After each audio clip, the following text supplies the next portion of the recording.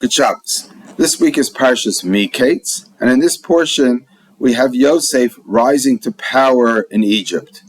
He comes from prison, he shaves like an Egyptian, he starts to wear Egyptian clothes, he becomes the second in power to Paro.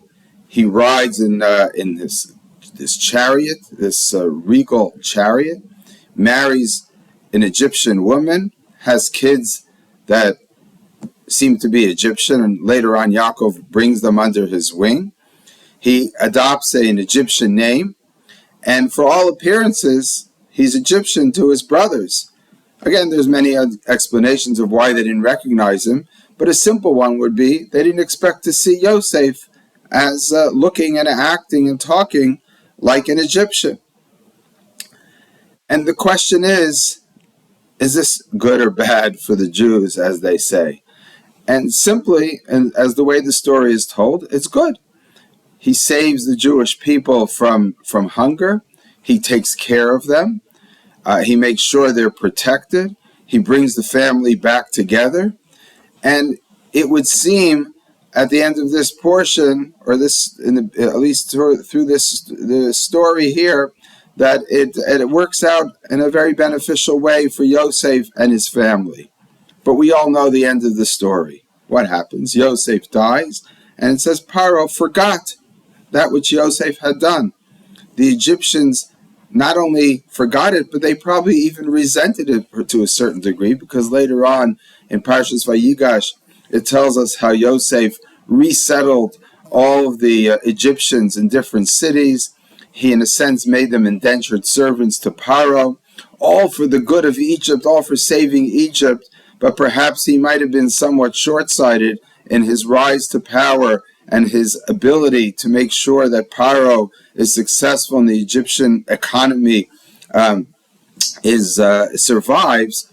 But he also caused resentment, possibly. And in general, they forgot the good that Yosef had done. So we have the Jew in diaspora. We have a successful Jew in diaspora. And the question is, long-term, is that the solution to the problem that Jews have of traveling from one country to another, falling under the domain of one empire or another throughout Jewish history? Or do we really need independence?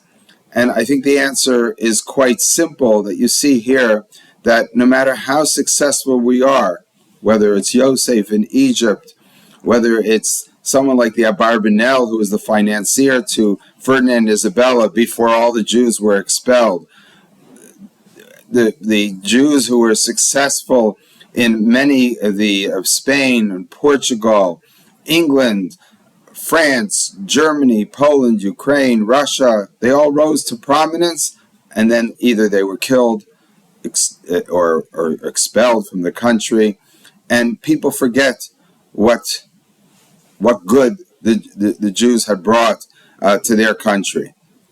And in Canada and the United States, I always had an optimistic approach, and I thought this is a land which is a land that really is democratic. Its ideals are one which will welcome in all people, and although we might have a wish to eventually go to Israel and to settle in Israel, we're pretty okay here, and we're settled, and we're taken care of, and we have nothing to fear. And then what happens is the rise of anti-Semitism, which is happening right now. We don't know if this will be lasting or it's just short-term. We don't know if this was latent anti-Semitism, which was beneath the surface, which it seems to be for all the time that we thought it wasn't really that present. Nothing's certain. We don't know anything about the future. But maybe the lesson we could learn from these stories and from the history of the Jewish people, and I think we should move to Channukah, today's the last day of Channukah, is that what we really need is independence. We need to be in our own country and in control. And that's the story of the Hashmonaim and the Maccabees in Israel. The Jews lived in Israel, but they weren't independent for hundreds of years. They were under the Babylonians, the Persians, the Greeks, the Romans, And under the Greeks, things seemed to be good. The Jews were assimilating, they were becoming Hellenists, they adopted the culture, and then all of a sudden, or not all of a sudden, things turn, and they're trying to abolish the Jewish religion. And there's, at a certain point, they realize, the Maccabees realize, we can't allow this to go on. We are going to lose our identity, to lose everything we stand for. And although we might even have it good for a while, this is not going to last. And they fight for independence and win independence, and it lasts for about 100 years or so. And then, of course, we're back under foreign domain for the rest of history until the modern state of Israel. And I think the lesson from Channukah and the lesson from what we're experiencing today is that although we live in a diaspora, many of us live in diaspora, and we seem to have it good here, and we seem to be successful, we seem to be accepted, at the end of the day, perhaps the future is really only in Israel, to make sure that we have an independent country and we're in control of our future. Now, even in Israel, of course, today, however much they're in control, they depend on international opinion. They need the United States. They need their Western allies. But at a certain point, you see that the government is able to say, we're going to fight Hamas, no matter if we have or do not have international support. I'm not a prophet, I'm not a Navi, I don't know how it's going to turn out, but I think the right approach is to say, sometimes we just have to do things on our own. We can't rely on everyone else. We have to make sure to negotiate, to work with every other government as much as possible.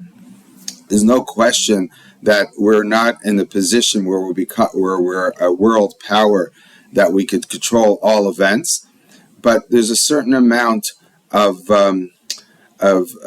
independence which is necessary to feel confident that you have a future, to feel that you're in control.